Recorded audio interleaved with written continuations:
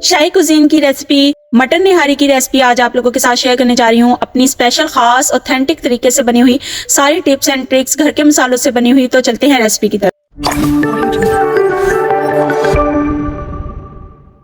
बिस्मिल्लाहिर्रहमानिर्रहीम। अस्सलाम वालेकुम यूट्यूब फैमिली। तो कैसे हैं आप सब लोग? उम्मीद है सब खैरियत से होंगे। तो ये 6 किलो गोश्त है मटन का, बहुत माशाल्लाह से फ्रेश गोश्त है। तो इसको बनाना स्टार्ट करते हैं। सबसे पहले हमने 1 kg घी लिया है और घी में ही मज़े की निहारी बनती है। उसमें हमने तकरीबन 1.5 पाव के करीब जो है प्याज ब्राउन किए, थोड़े से सोते हुए। तो हमने लहसुन अदरक और हरी मिर्च का पेस्ट जो है ना वो इसमें डाल दिया।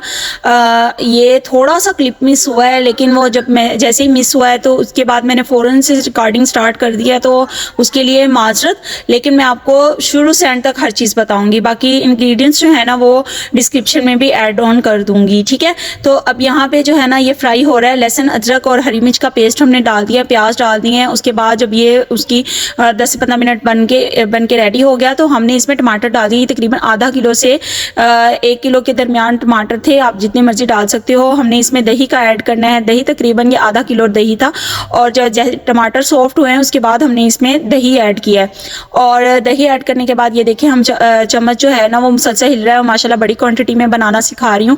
तो ये है जी ऑथेंटिक किस्म के मसाले जो इस टाइम पे जाएंगे मसाला भूनते हुए। इसमें नमक था, लाल मिर्च थी, लाल मिर्च कुटी, कश्मीरी लाल मिर्च थी और कंधारी लाल मिर्च थी, कुटा धनिया था और उसके अलावा जो था ना इसमें ज़ीरा था। इसके बाद जो हमने जो ख़ास निहारी के मसाले ऐड करने हैं ना वो हम आगे ऐड करेंगे। तो एंड तक ज़रूर बने रहिएगा, सारी टिप्स एंड ट्रिक्स देनी है। अगर आपने मेरी बीफ निहारी की रेसिपी नहीं देखी तो वो ज़रूर जाके देख लीजिएगा। ये लेमन डाले हैं, फ्रीज़ किए हुए थे, इसलिए ये तकरीबन 1 पाव के करीब हमारे पास लेमन थे। उसका सिर्फ छिलका रिमूव करके ना हमने डाल दिया। लेमन डालने के बाद ये मसाला हमारा रेडी हो गया। इसमें ऑयल जो है ना वो सेपरेट होने लग गया। तो हमने ये गोश्त जो धुला हुआ था ना, धो के गोश्त अच्छे से ये हमने इसमें डाल दिया। तकरीबन 6 किलो गोश्त है, 6 किलो से ऊपर ही होगा, कम नहीं होगा। तो माशाल्लाह इतनी ह्यूज क्वांटिटी में क्या कहते हैं निहारी की रेसिपी है। और बीफ निहारी की रेसिपी भी मेरी यूट्यूब चैनल पे है, वो आप ज़रूर क्लिक करके देखिएगा, आपको ज़रूर मिल जाएगी, ठीक है। उसके बाद यहाँ पे हमने इसको सारा मिक्सअप करना है। मिक्सअप करने के बाद जो है यहाँ पे हमने क्या करना है, मिक्सअप अच्छे से जब मिक्सअप हो गई ये तो ये मुझे थोड़ा थोड़ा मसाला कम लग रहा था तो हमने इसमें थोड़ी सी हरी मिर्चें बारीक काट के डाल दी, 2-3 टमाटर और डाल दिए। ये पहली दफ़ा तो नहीं बन रही थी। ये है हमारे ख़ास मसाले जो इसमें लाजमी जाएंगे। कड़ी पत्ता है, बादियान है, लौंग है और थोड़ी सी दालचीनी है। ये स्पेशल निहारी का होममेड मसाला है।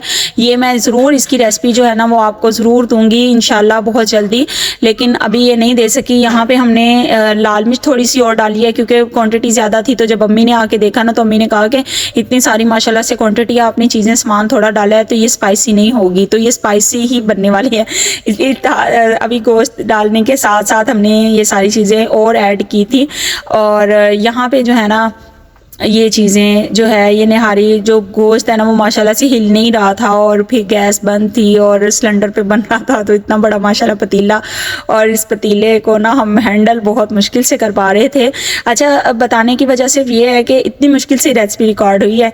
तो आप ज़रूर बना के देखिएगा, ट्राई ज़रूर कीजिएगा। इंशाल्लाह बहुत लजीज आपकी मक्खन के जैसी निहारी 2 घंटे में तैयार हो जाएगी। क्योंकि गोश्त था बकरे का और ताज़ा फ्रेश गोश्त था, तो इसलिए मैं कह रही हूँ कि 2 घंटे में ही रेडी हो जाएगी। जब गोश्त अच्छे से बुनाई हो गया तो हमने यहाँ पे मेजरमेंट लेनी है 1 मग, यानी कि 1 पाव तकरीबन हमारे पास बेसन और 1 पाव ही आटा था, गेहूं का आटा। उन दोनों को हमने स्लैरी बना लिया। यहाँ पे हमने तकरीबन 2 लीटर पानी ऐड किया है। जब गोश्त अच्छे से भून गया और उसकी खुशबू आने लग गई ना, उसके बाद हमने 2 लीटर के करीब हमने इसमें पानी ऐड किया है। और उस पानी को ऐड करने, अब अगर गोश्त में ही आप आटे की स्लैरी डाल देती ना तो वो नीचे बैठने का डर होता है। तो इसलिए ये एक टिप है कि आपने थोड़ा सा पानी इसमें ऐड करके फिर स्लैरी डालनी है। अब यहाँ पे हम स्लैरी डाल के इसको थोड़ा सा पकाएंगे 2-3 मिनट ताकि कच्चे आटे की स्मेल ना आ जाए, या आप भून के भी डाल सकते हो, ठीक है।